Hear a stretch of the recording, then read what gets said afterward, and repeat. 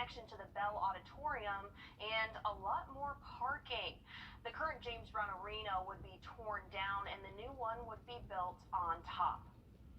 The condo collapse in Surfside, Florida switched from a rescue effort to a recovery effort this week. So many of us are wondering how something like that can happen. Our Wrdw spoke with local experts about what's in place to keep tragedies like this from happening here. Could it happen here?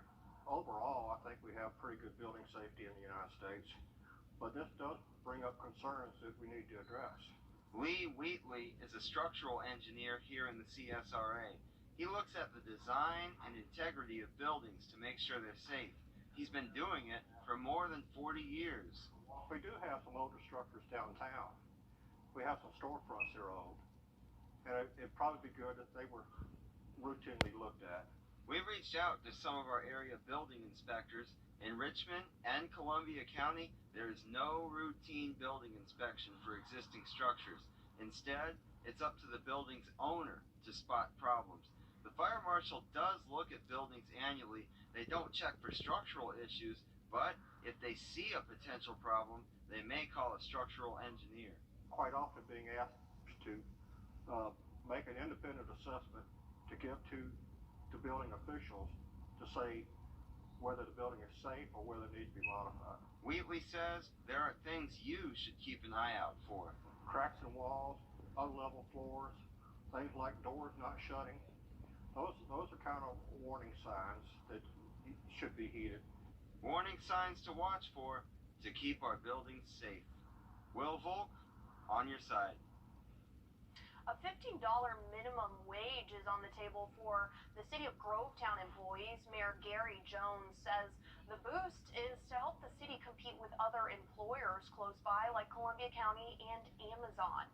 In a post made online Thursday, Mayor Jones says elected officials realize that in order to retain and recruit quality employees, they must be competitive. He also says they found a way to raise the wage without raising taxes.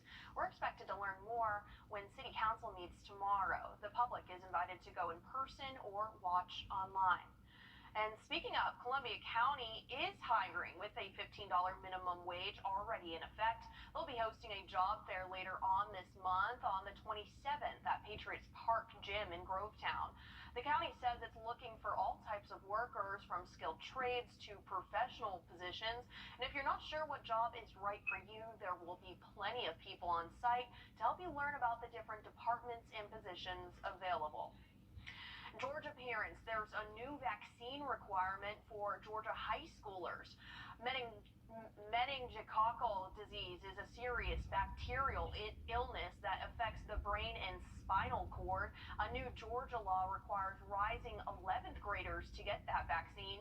Pamela Kirkland with the Columbus Health Department explains why kids now have to get the shot.